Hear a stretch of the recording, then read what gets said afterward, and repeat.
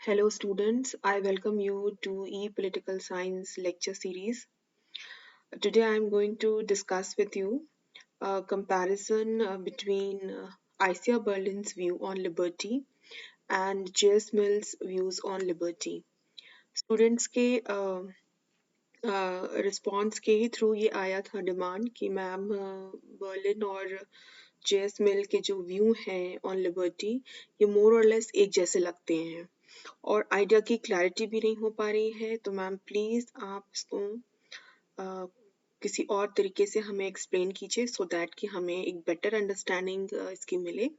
और साथ ही साथ और सारे स्टूडेंट्स जो ये चैनल व्यू करते हैं रेगुलरली अपने कॉलेज के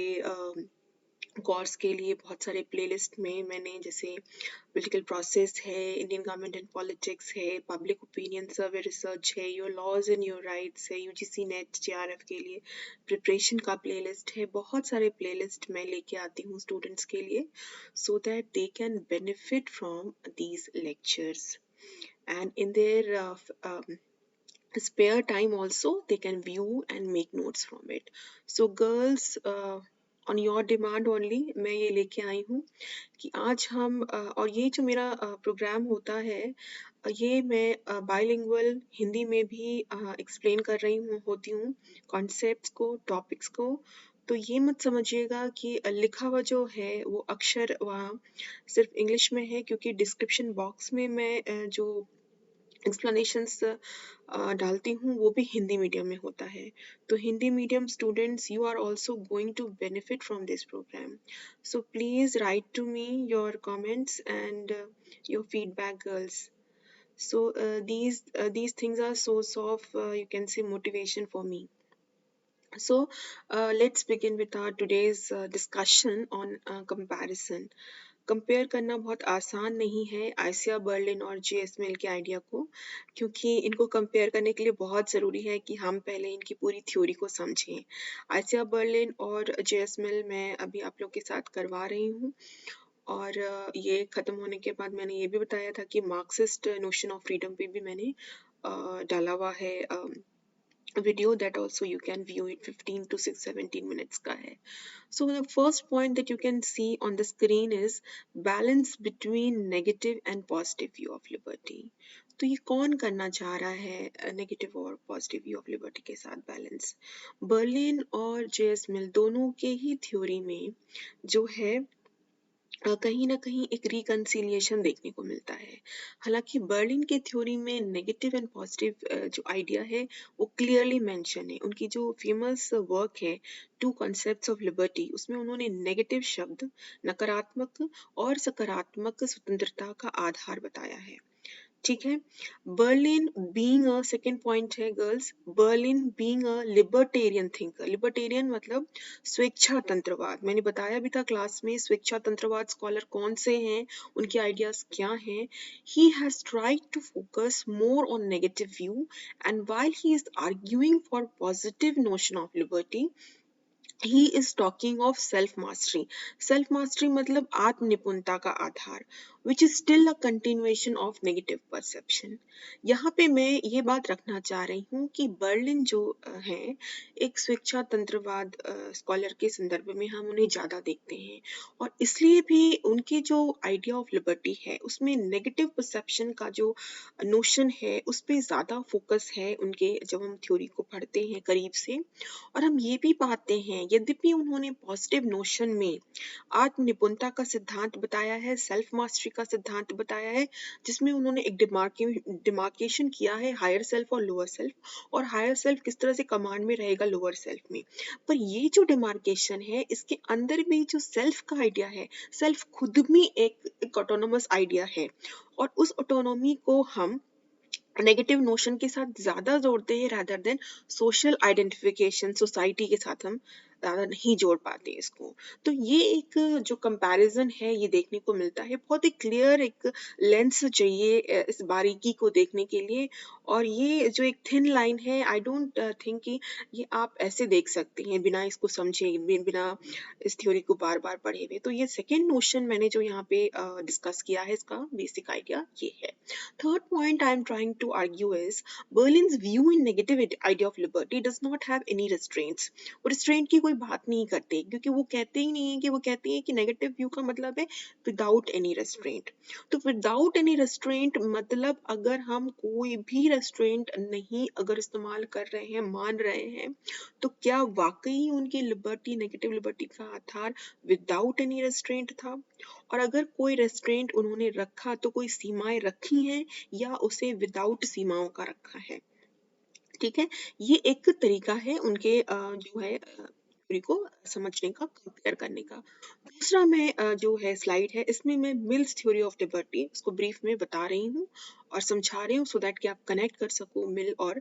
जेस मिल और बर्लिन, आइसिया बर्लिन के जो विचार हैं उनमें क्या समानता देखने को मिलती है, क्या विभिन्नता देखने को मिलती है, और हम कैसे इन दोनों के विचारों को स्वतंत्रता के संदर्भ में समझते हैं। स्वतंत्रता एक बहुत व्यापक स्तर पर समझने की जरूरत है, इसको हम नैरो व्यू में नहीं देख सकते। Now the mills theory of liberty, पहला पॉइंट है यहाँ पे reformed utilitarianism given by Bentham by focusing on the quality of pleasure and not its number। मतलब कि यूटिलिटेरियनिज्म का सिद्धांत आप लोगों को मैंने क्लास में समझाया था, जिसे हम क्या कहते हैं, यूटिलिटेरियनिज्म जो है मतलब इसका है बेसिकली ग्रेटेस्ट नंबर इसके संदर्भ में है।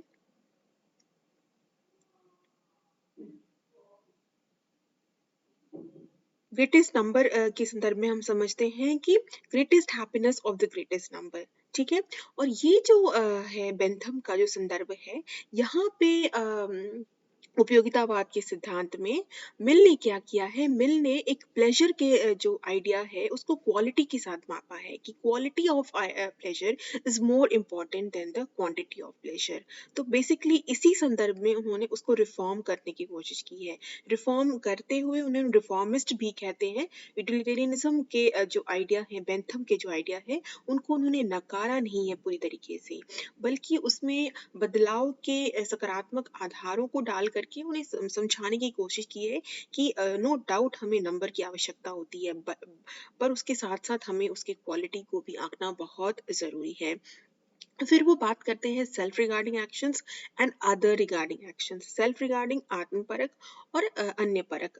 जो आत्मपरक है, जो हमारे से खुद कंसर्न होता है, जिसमें हम खुद डिसाइड कर सकते हैं, हमें कोई रेस्ट्रेंट की कोई ज़रूरत नहीं होती। और अदर रिगार्डिंग एक्शंस जिसमें हम सोसाइटी के साथ जुड़े होते हैं, कम्युनिटी के साथ जुड़े होते हैं, पीयर ग्रुप्स के साथ जुड़े होते हैं, संस्थाओं के साथ जुड़े होते हैं, और इसके कॉन्टेक्स्ट में हम उनको फोर्सी करते हैं कि वो किस तरह के हमारे ऊपर बाध्यता लगाते हैं और हम कैसे उन बाध्यताओं को माने या ना माने। ये सारी बातें का आधार self regarding actions and other regarding actions के ऊपर निर्भर करता है। Then his thought on liberty is more closer to positive liberalism. Positive liberalism मतलब सकारात्मक उदारवाद। ये जेम्स मिल्स की जो थ्योरी ऑफ लिबर्टी है, इसके अंतर्गत हम देखने को मिलता है हमें। He reconciles both individual and social good. Social good मतलब एक इंडिविजुअल, एक व्यक्तिवादी जो व्यवस्था है, सिद्धांत है, समाज के जो गुड है उनके बीच में वो सामंजस्य बिठाने की कोशिश करते हैं। और मिल्स थ्योरी ऑफ लिबर्टी में ये बहुत ही मतलब खूबसूरती से उन्होंने अपने पूरे सिद्धांत में बताया है। इसलिए भी उन्हें कहा भी जाता है कि क्या वो रियली स्कॉलर हैं इंडिविजुअलिज्म के। तो कुछ लोग उन्हें बोलते भी हैं कि